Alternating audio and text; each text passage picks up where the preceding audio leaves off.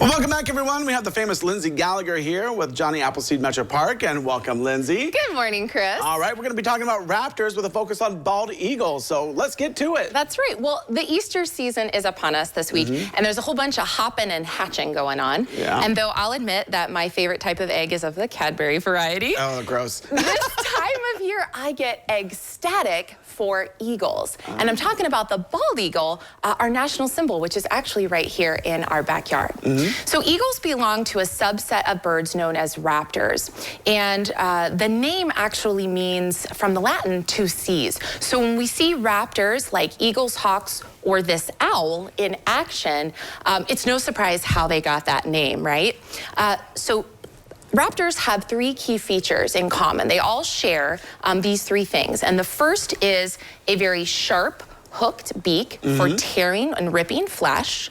The second are very powerful feet with very sharp talons, as you can see here on our great horned owl, for gripping their prey. And then the third is an excellent sense of eyesight. So they're able to have depth perception, and they can spot prey at distances 2 to 3 times that a human can.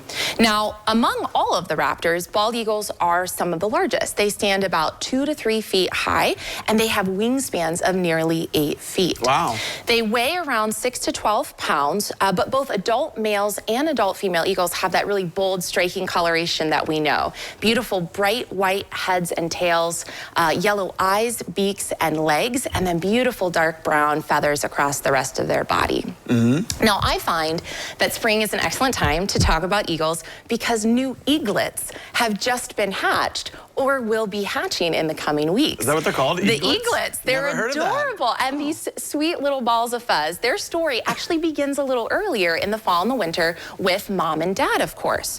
So when an adult eagle reaches about 5 years of age, they will start to search for a mate. And they do this with beautiful and very elaborate courtship displays. And then the two will form a permanent pair bond.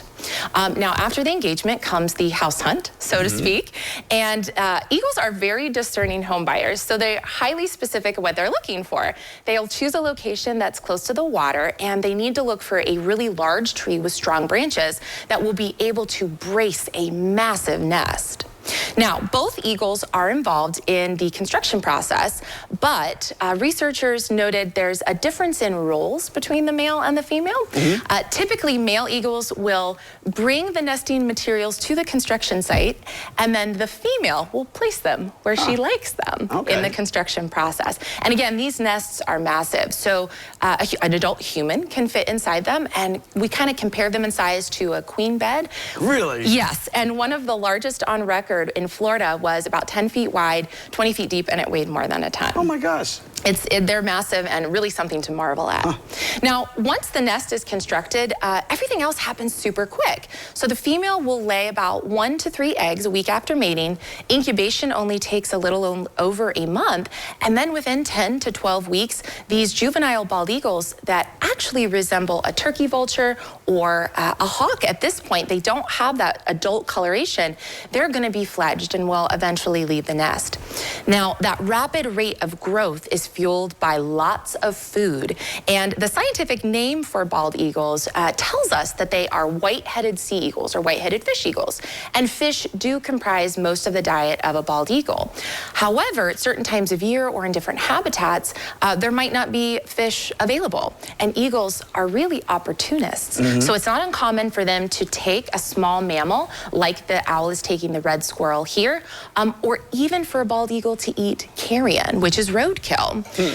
It's also not uncommon for bald eagles to engage in a little bit of thievery.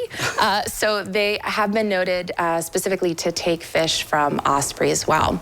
But considering everything, both here in the state of Ohio and nationally, bald eagles are doing very well. They were removed from the endangered species list. They still have federal protections. Wildlife surveys here in Ohio show them doing well. They have been observed here in Allen County and across the state. And all those protections in place and all the good things we're doing for wildlife, we will be able to enjoy bald eagles for many years to come. All right, that sounds like great news, Lindsey. Yes. All right, well, Lindsey, thank you so much for joining us today as we learn all about the bald eagle and more. Yes, thank you. All right, well, don't go away because we have more when we return.